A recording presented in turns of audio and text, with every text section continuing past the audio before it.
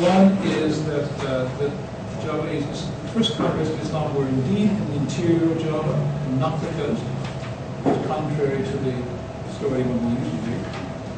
But the other possibility is that in this kind of age when identity, religious identity were associated with where you live, the way you dress, all the rest of it, the Javanese Muslim on the north coast may have been indistinguishable from the Arab Muslim on the north coast. So it may be that the categories will be understood very different from what we've understood. But so we can't really know. Marwan also went to Malacca. Of course, Malacca, founded about 1400, the great trading city of Southeast Asia at the time, and Marwan confirms he was there actually on 3 different visits in the 1415, and then again in the 1420s, and 1430s. He says both the king and his subjects are Muslims. The language, the books, and the marriage ceremonies resemble those found in Java, he says. So we're now beginning to fill out the picture. We need to get more information about Islam being established as the religion of Malacca. Now, we can move on to East Java now, and I have a recalcitrant.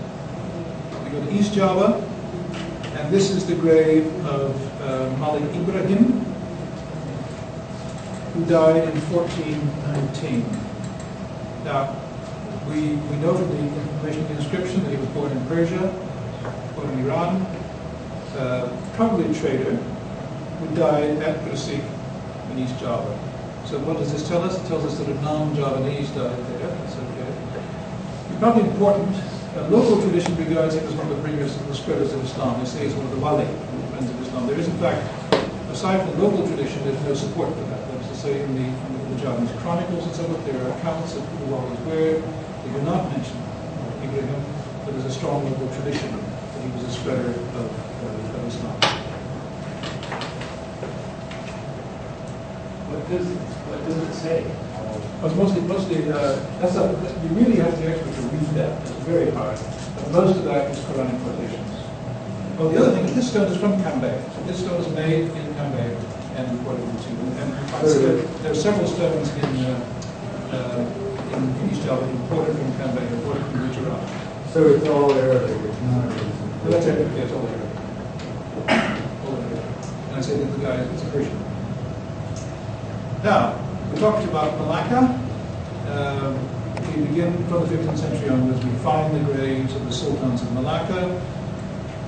From Johor in the 1450s, we find gravestones of members of the Johor dynasty, and other gravestones in Greece and beyond from the 15th century onwards. We're beginning to see. If we had a proper map and we're putting dots on it, you find the whole picture we can fill up now with just these odd bits and pieces of gravestones. Brunei appears in the picture in the early 15th century. In the late 15th century, there's a grave called someone called Sharif Hud, dated 1499. Died, a Muslim, died in Brunei. We don't know, it was a local something or other, but just a trader, but just happened to die there. We begin to see Brunei sort of emerging in the picture.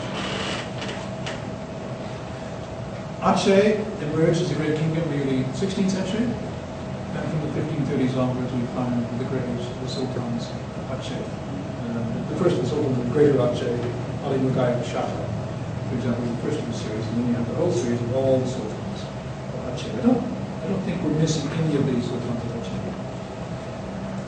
So where does that take us? Well, what we begin to see now is from, if you just think of this package here, I asked for a map, but let me say it's so small. But you begin to get right up at the top, Lomrai, 1211, other graves in the 13th century. Then in the 14th century, Terengganu, northeast Malaysia, and then East Java, 14th century. So we begin to see these, it's all the western part of the archipelago, that of course is consistent with the idea that there's a connection with trade. And of course the trade was coming through here down the Straits of Malacca up to China. So this is one of the great trade routes of that trade. But the difficulty with explaining everything in terms of trade is that that trade had existed for several centuries before we see evidence of local convergence.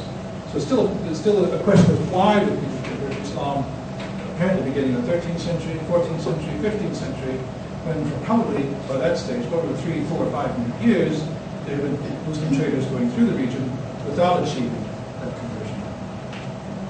So we have a general impression of Islam already established in certain areas, a kind of general emphasis on the western part of the archipelago, except there is one complication, and nobody knows what to make of this.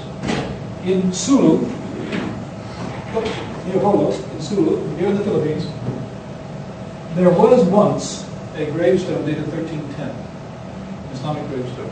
Now, it's been reported, I don't think it was photographed, it was said to exist, reported by people who are competent, but apparently it can no longer be found. I mean, whether it was lost during the Second World War or whatever, but it appears that in 1310, it looks like probably the case of a foreign